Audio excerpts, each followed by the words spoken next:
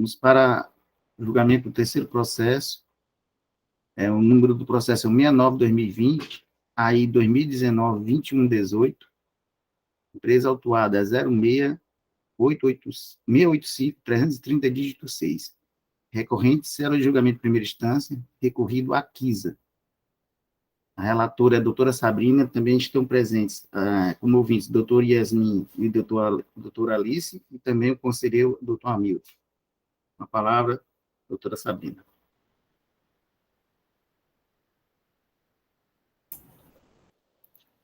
Bom dia a todos, novamente. Vamos aqui ao relato do auto de infração 2019-12118. Esse auto de infração, ele trata sobre remessa de mercadoria em saída do estado do Ceará para outro estado, com documentação fiscal inidônea pelo fato do emitente da nota fiscal não ter destacado o ICMS em operação tributada de mercadoria, que não tem isenção, nem imunidade, nem pertence ao Simples Nacional. A autoridade fiscal autuante aponta como infringidos os artigos 1, 2, 16, inciso 1, a linha B, e 21, 3 e 21, 2, a linha C do Decreto 24.569 de 97. A penalidade aplicada foi a prevista no artigo 123, 2A, item 2, da Lei 12.670. Foi lavrado o auto de infração de acordo com a penalidade prevista no artigo 123, 2A, item 2, no valor de R$ 76.033,08, sendo R$ 38.016,54 de ICMS e multa equivalente a uma vez o valor do imposto. Instrui o presente processo, dentre outros, o DANF 1729, que acompanhava a mercadoria, o certificado de guarda de mercadorias e o protocolo de entrega do auto de infração. Tempestivamente, a autuada apresentou impugnação, onde alega a inexistência de inidoneidade da nota fiscal número 1729, de acordo com o que dispõe o artigo 131 do regulamento do ICMS. Por consequência, ela solicita a improcedência da autuação. E caso não se entenda pela improcedência da autuação, que seja observado o regime especial de diferimento do ICMS para operações com camarão e pescado nos artigos 626 e 6283A do regulamento do ICMS. A primeira instância julgou improcedente o lançamento, por considerar que o fato não está elencado nos casos de inidoneidade do documento fiscal previstos no artigo 131 do Decreto 24.569, que a falta de destaque do imposto demonstra a possibilidade de falta de recolhimento, mas não de inidoneidade do documento fiscal, submetendo a decisão ao reexame necessário. Não foi interposto recurso ordinário. A assessoria processual tributária manifestou-se pela improcedência da acusação fiscal e emitiu o parecer número 251 de 2021. É o relato. Perfeito, doutora Sabrina. Doutor Matheus, para as suas considerações. Senhor presidente, senhores conselheiros, digna relatora, doutora Sabrina Andrade. Doutora Sabrina, algum parentesco com o doutor Biratã Andrade? Nosso amigo, colega, procurador? Não sei, acho que não. Não, né? Não sei. Bem, o relato que a doutora fez, isso é muito claro, preciso, não há absolutamente nada a acrescentar, só com o que ela já relatou, já dá para dizer o caso é de improcedência da acusação fiscal e ponto. Não tem mais discussão, né, doutora Ivete? Porque considerar o documento fiscal inidôneo por falta de destaque do ICMS, porque o destaque do ICMS pode decorrer de uma interpretação da norma, pode o sujeito entender que a operação não é tributada, pode entender, como foi o caso aqui, de que o produto estava sujeito ao diferimento, só que ele esqueceu que as operações com camarão, pescado e outros diferimentos se aplica somente nas operações internas, podia... Ou seja, a falta de destaque pode decorrer de várias hipóteses, mas o fato é que isso não torna inidôneo o documento. O que justifica é a cobrança do imposto que eventualmente deixou de ser destacado, e aí em prejuízo do contribuinte. Claro, porque se é cobrado imposto naquele momento, o imposto que está sendo cobrado naquele momento da passagem da mercadoria no posto fiscal será recolhido no prazo menor, não irá para apuração, e, portanto, o contribuinte terá um ônus financeiro, naquele caso. Mas aqui o agente fiscal resolveu foi considerar inidôneo o documento e autuou o contribuinte. E parece indevidamente, razão pela qual tanto o julgamento singular quanto a consultoria se manifestou pela improcedência, e é nessa forma também que a Procuradoria se manifesta, pela improcedência da acusação, senhor presidente. É isso. Ok, doutor Matheus. Antes de passar para os debates, também estão presentes aqui como ouvintes, doutor Yasmin e doutora Alice Macedo. Como é um reexame necessário, caso elas queiram fazer qualquer consideração, em homenagem ao princípio do contraditório da ampla defesa, e na interpretação conjunta do artigo 1º, parágrafo 1º do provimento 03/2017, combinado com o artigo 79 do nosso regulamento. Certo? Pois não, doutor Leandro. Bom dia, senhor presidente. Bom dia, doutor procurador, senhora secretária e demais conselheiros. Acho que deve ter tido algum equívoco aí nas anotações, que eu também estou presente acompanhando esse processo, e tinha até feito a inscrição para fazer a sustentação oral, mas como trata-se de um caso mais simplificado, né, como bem relatou a doutora Sabrina e confirmou o doutor Matheus, então, o contribuinte vem só reforçar realmente, né, que o fato de não ter o destaque do ICMS na nota fiscal não justifica a consideração da inidoneidade do documento fiscal, e, dessa forma, requer o improvimento do auto de infração.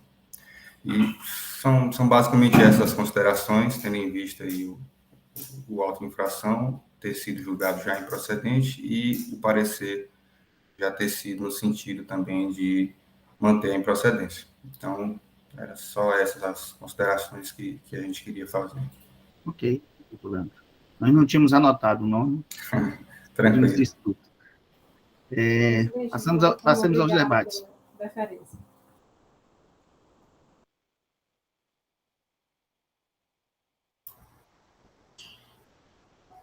A conselheira relatora vai falar? Quer não? Sobre o que você quiser falar? Você vai falar? Fique à vontade. Eu quero só complementar uma coisa e... Quer falar antes? Porque geralmente o relator fala depois do... Eu acho que não tem nada acrescentado que o doutor Matheus já colocou, né? É um auto de infração que a gente visualiza de forma muito simples, que não foi lavrado da forma correta. Realmente o autuante elencou no artigo 131 que não tem previsão para esse, né, para esse tipo de erro, que é a falta do destaque. De fato, a empresa deveria ter feito, mas o valor nem é esse, né? A empresa também traz sobre o diferimento, mas nesse caso aqui ele já não tem mais diferimento na saída do Estado, mas o fato é que a forma como foi autuada, né, ela foi equivocada. Eu acho que está muito simples da gente analisar esse processo.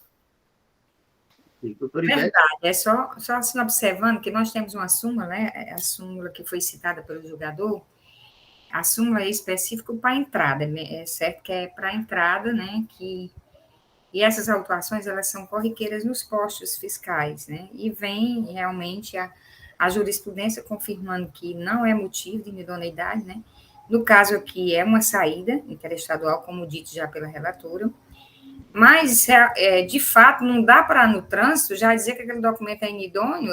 O que pode acontecer é a falta de recolhimento, cobrada depois, né, em uma fiscalização específica para isso, porque, ao passar pelo posto, ele pode não ter destacado, mesmo sendo...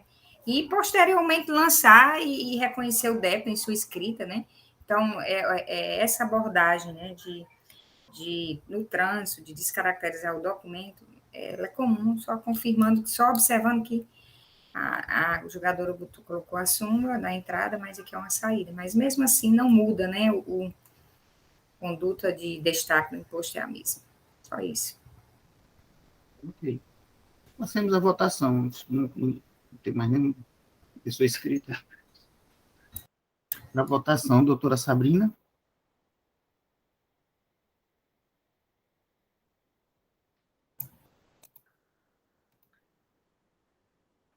De acordo com o relato, né, a nota fiscal deveria ter sido emitida com destaque do imposto, por ser operação tributada, isso é correto, realmente deveria ter tido destaque, mas o argumento de que a operação estava sujeita ao diferimento não prospera, o imposto é devido na fase de encerramento, como eu já coloquei, o DANF 1729 acobertava saída interestadual, foi emitido pelo sujeito passivo sem o destaque, sem a apresentação do dado de recolhimento, o que implicaria na infração de falta de recolhimento, né? Mas não invalidaria a nota fiscal que acobertou a saída do produto, principalmente se as informações descritas estiverem compatíveis com a operação, que é o caso. Nesse contexto, considera-se que a acusação não merece prosperar, porque não é possível alterar a penalidade sem modificar a infração relatada no auto de infração. Por esses motivos, voto pelo conhecimento do reexame necessário, negando-lhe provimento, para manter a decisão de improcedência proferida pela primeira instância e de acordo com o parecer da assessoria processual tributária. Ok, doutora Sabrina. Doutor Marcos. Com a relatora, senhor presidente, pela improcedência da autuação fiscal. Doutora Ivete. Com a relatora. Doutor Felipe. Com a relatora.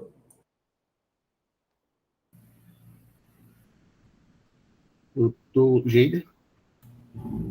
Com a relatora, senhor presidente. Doutor Pedro Jorge. Com a relatora, presidente. Em sede de reexame necessário, ratifica a decisão do julgamento de primeira instância, exarada no julgamento circular. Por unanimidade. Para o último processo de hoje. Obrigada a todos. Bom dia, presidente, procurador, conselheiros. O processo de hoje é o processo 3515-2019. O AI é o 2019-02093-66. Senhora Evaneide, por favor, corrigir só o CGF, que ficou sem CGF, ficou só 06. Recorrente, MG Distribuidora de Material de Construção, recorrido, cela de julgamento de primeira instância, o relator, doutor Marcos Vinícius de Vasconcelos Maia. Está com a palavra a partir desse momento. Obrigado, senhor presidente. Mais uma vez, bom dia a todos. Passemos aqui ao relato dessa autuação fiscal que passamos agora a fazer. A acusação fiscal tem o seguinte relato de infração. ICMS-ST declarado no SPED. Falta de recolhimento no todo ou em parte do imposto de responsabilidade do contribuinte substituto.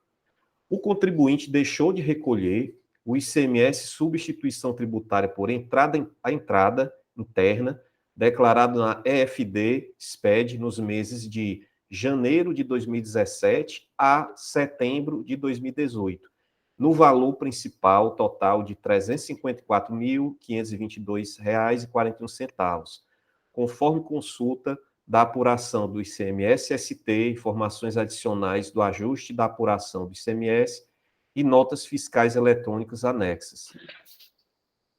Nas informações complementares, o auditor do fisco consigna que o contribuinte, por meio do termo de intimação número 2019-03656, foi intimado a apresentar as notas fiscais eletrônicas de entradas internas dos meses de janeiro de 2017 a setembro de 2018, referente a ICMS extrapuração. Transcorrido o prazo fixado para a apresentação da documentação pelo contribuinte, foi lavrado auto de infração por falta de recolhimento do ICMS extra-apuração declarado na EFD, referente ao período de janeiro de 2017 a setembro de 2018, no valor principal de R$ 354.522,41. Encontra-se anexos aos autos os seguintes documentos, todos alusivos ao período de referência acima citado. Telas de consulta ao sistema COPAF, consulta de débitos por contribuinte, telas de consulta ao livro Registro de Apuração do ICMS e de informações, desculpem aqui só um minutinho, e de informações adicionais do ajuste e apuração do ICMS da FD e relação de notas fiscais eletrônicas, DANFs de entrada. O contribuinte autuado interpôs impugnação ao feito fiscal, tendo a autoridade julgadora de primeira instância decidido pela procedência do feito fiscal com esteio no artigo 436 do Decreto 24.569 de 97, fixando a penalidade nos termos do artigo 123, inciso 1, a linha E, da Lei 12.670. E resignada com a decisão do julgador singular, autuado tempestivo recurso ordinário, reiterando os termos da impugnação, onde resumidamente consigna, em sede preliminar, pela aplicabilidade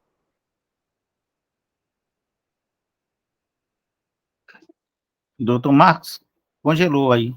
do código. Pronto? Congelou. Dá para o senhor repetir o que o senhor estava falando nesse último parágrafo? Sim, deu interferência, um problema, né? Vou repetir. Eu parei onde? Cheguei a falar do código de relacionamento com o contribuinte? Eu entendo que você colocou o caminho de primeira instância. Pronto. Eu estava terminando aqui o relato sobre o julgamento da primeira instância.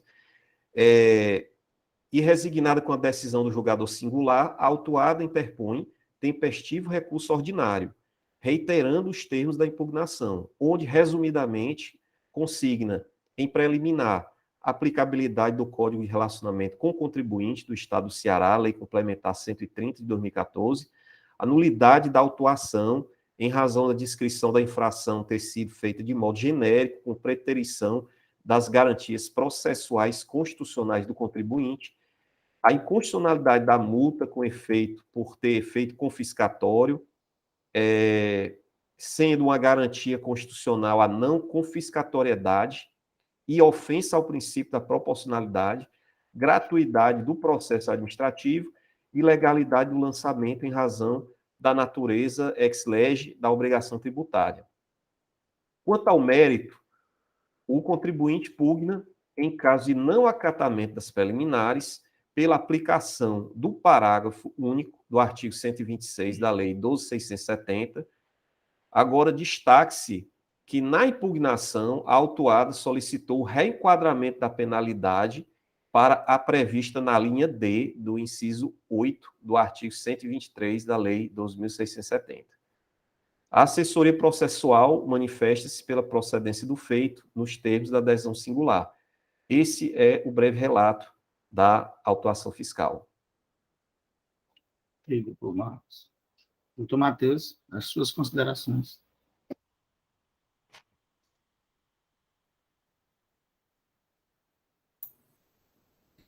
Me parece que esses dois últimos autos de infrações, eles são mais simples, não demandam discussões. O primeiro que foi a inidoneidade da nota fiscal, e esse agora trata de uma questão objetiva também, a falta de recolhimento do ICMS substituto das entradas realizadas pelo contribuinte autuado. Ele está obrigado a recolher o ICMS substituto por ocasião das entradas no seu estabelecimento. E o agente fiscal, verificando o sistema, de análise do sistema, verificou que naqueles períodos ali indicados o imposto não havia sido recolhido. E intimou o contribuinte para fazê-lo, ele não fez, e aí foi autuado pela falta de recolhimento desse ICMS. Me parece que aí não há discussão a respeito dessa matéria, razão pela qual a Procuradoria se manifesta pela procedência da acusação fiscal. É isso, senhor presidente. Só uma pergunta antes de abrir os debates. Essa empresa está sujeita ao decreto 31.270/2013, que é o decreto da carga líquida, né? Construção civil, é isso, doutor Marcos? Sim, senhor presidente, eu analisei, porém, salvo engano, ele não tem regime especial de tributação. Só um detalhe a mais, mas ele é sujeito pela CNAE. E a penalidade imposta foi por retenção, né? Retenção do imposto. Bom a gente analisar essa questão, viu, doutor Matheus? Ele colocou como Senhor retenção. presidente, aí realmente tem uma retificação, porque, veja, como o recolhimento é feito pela entrada, ele não reteve de ninguém, não houve a retenção. Ele que, com seus próprios recursos, deve efetuar ou deveria ter efetuado o recolhimento do imposto. Diferente daqueles casos em que ele inclui no valor da venda do produto o valor do ICMS substituto e cobra de terceiro. Aí a penalidade é mais gravosa. Nesse caso, é que se quer caracterizar mesmo o atraso de recolhimento. É nesse sentido que a Procuradoria se manifesta. É isso. Obrigado, doutor Matheus. Estamos abertos aos debates. Alguma consideração?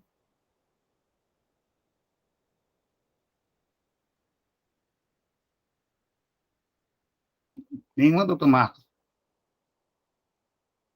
Senhor presidente, acatando a observação bem colocada por doutor Matheus,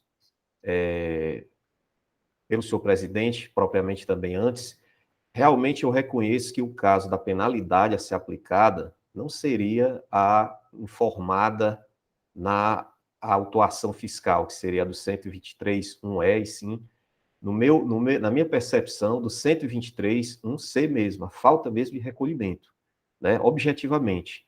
Por se tratar, no caso também, de uma operação em que nós verificamos, aliás, uma retificação, nós verificamos aqui que houve a escrituração.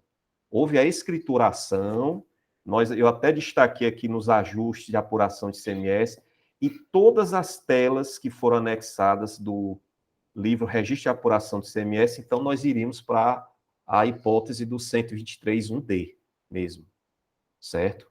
Pela questão da regular escrituração. Porque aqui é engraçado, a gente fala muita coisa, separa, mas é tanta informação, então você, se tiver uma autoconfiança muito excessiva, você acaba se perdendo no detalhe, mas aqui está tudo realmente bem colocado e eu concordo integralmente. Não é caso de enquadramento no 123.1E, e sim no D, com a minorante 50%, no caso. Ok. Doutor Felipe, queria fazer alguma colocação? Não, senhor presidente, era justamente para tratar do 1D, depois o doutor Marcos já verificou que as notas realmente estavam escrituradas, imposto, inclusive destacado, né? É o típico caso mais claro de falta de recolhimento mesmo, só isso, contemplado. Ok. Então, podemos partir para a votação. Eu acho que a doutora Ivete também queria fazer a mesma colocação, né? Era só para dizer que esse é um exemplo clássico, né, do atraso de recolhimento, que não é comum a gente ver aqui, né, porque o contribuinte declara na FD o valor, mas aí não pagou, né? Não é o ICMS normal, mas atualmente é o exemplo mais claro para o atraso de recolhimento, né? Porque há, inclusive, entendimentos de se aplicar também um D, no caso em que o contribuinte nem declara o imposto na FD, e há essa extensão, né, atualmente, de aplicar o D. Mas, nesse caso, é com tranquilidade que isso deve ser colocado, não um D. Isso, presidente. Até o D aqui é um caso a ser discutido, porque ele precisava nem de auto de infração, creio eu, né? Poderia ter sido escrito direto, cobrado, talvez só a questão da mora. Mas nesse vamos aderir a um D aqui. Mas até isso, doutor Ivete, ele é tão claro, né? Declarou e não pagou, é aquele cheque mesmo já posto, né? É que não tem um procedimento de inscrição em dívida desse tipo ainda, certo? Mas você tem razão, é um tipo de imposto que poderia ir direto para a dívida ativa também. Infelizmente, só para colocar para todos os conselheiros essa questão, nós não escrevemos na dívida ativa quando o substrato interno, entradas interestaduais ou antecipado, porque entendemos ainda que é um registro daquela operação e não um lançamento do crédito tributário, podendo haver correções através de alteração de selo, então por isso que nós não avançamos para isso ainda, viu, doutor Felipe?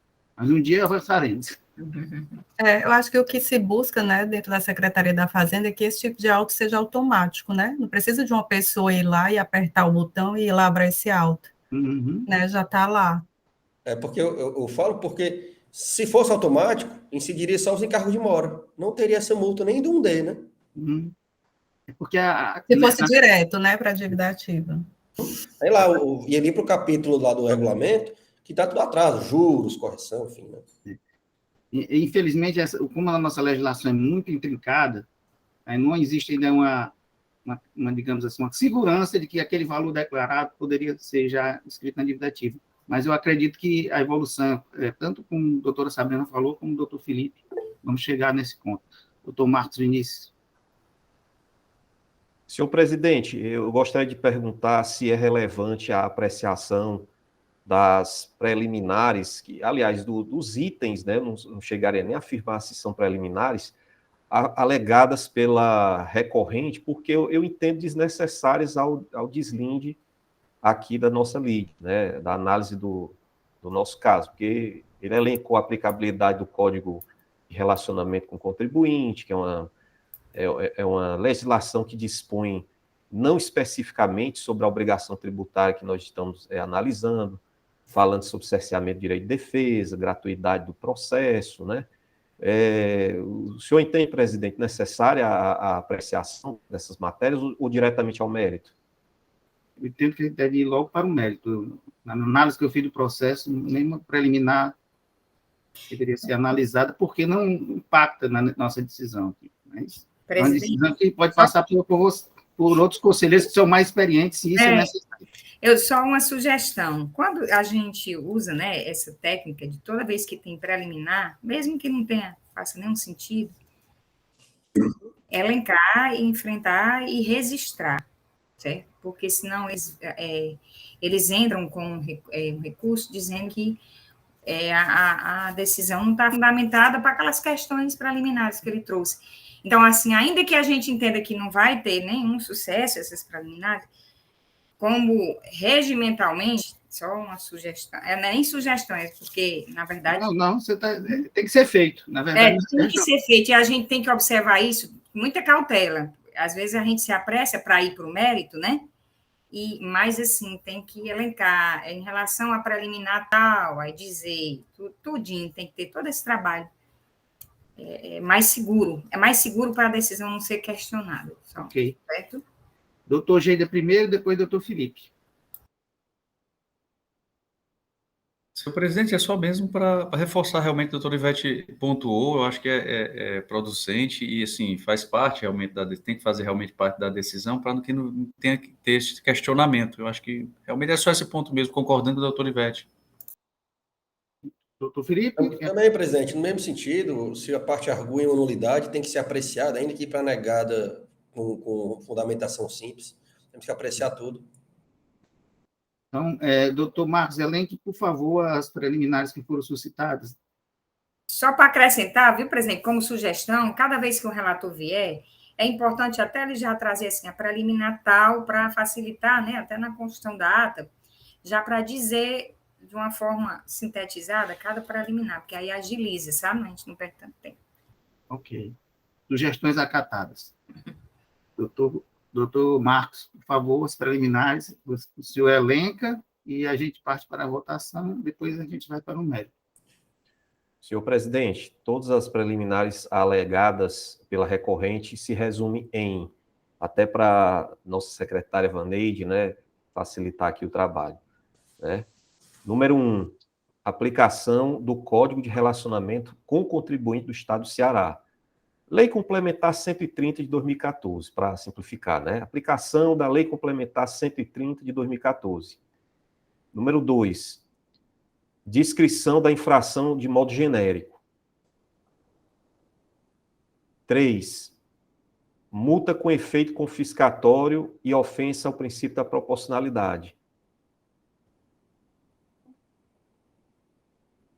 Essa é a terceira. Quarta, preliminar, ilegalidade do lançamento, também muito genérica, e só.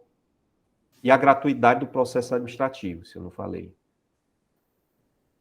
Marcos, se permite uma sugestão, Pois não? ele elenca realmente dessa forma, né? Mas, assim, a aplicação do código, claro que é, e colocaríamos infração, né? Infração ao Código de Defesa do Contribuinte como uma questão preliminar, né? Porque ninguém pode rejeitar que o código é aplicável, né? Ele só não foi infringido. Então, Isso, colocar como se fosse infração, para a gente, perfeito. quando for trata, né? Ficar Perfeitamente. bonitinho. Isso, muito bem observado, doutor Felipe. A violação, né, ao disposto no Código de Relacionamento com o Contribuinte, né, Lei Complementar 130 de 2014. Ok. Como voto, doutor Marcos?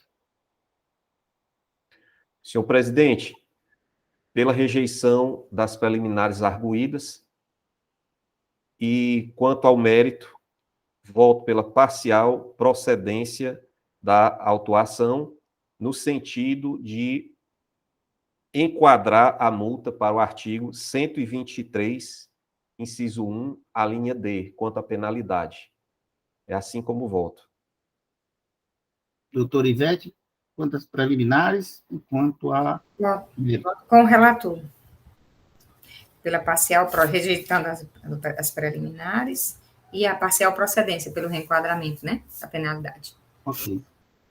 Doutor Felipe. Integralmente com o relator, presidente. Doutora Doutor Sabrina, G. senhor presidente. Não, a Sabrina é o último, né? Ela é depois do doutor Pedro Jorge. Ah, desculpe, Dessa vez eu acertei. Agora eu me confundi agora. Dessa vez eu acertei. Doutor Felipe, doutor Geida. Com o relator, senhor presidente. Doutor Pedro Jorge. Com o relator, presidente. Doutora Sabrina. Com o relator. Decisão afastada da nulidade por unanimidade. Reconhece o recurso ordinário para dar parcial provimento para reformar a decisão exarada no julgamento de primeira instância, enquadrando do 123.1E para o 123.1D, de acordo com a súmula 06 do CONAT. Iremos agora para que a doutora Evaneide, todo mundo chama de doutor, vou chamar a doutora também. Doutora Evaneide, por favor, a pauta de amanhã. Bom dia novamente a todos.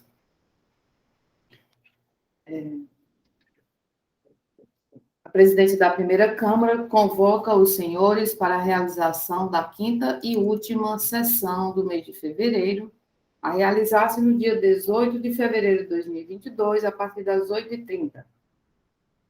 Estão pautados para a pauta de amanhã os processos de número 470/2020, auto de infração 2020-0030, da empresa Democrata Calçados Artefatos de Couro Limitada, como recorrente. Recorrido, célula de julgamento. Relatora Ivete Maurício de Lima. Processo de recurso número 471/2020, auto de infração 2020-0029, da empresa Democrata Calçados Artefatos de Couro. Relatora doutora Ivete Maurício de Lima.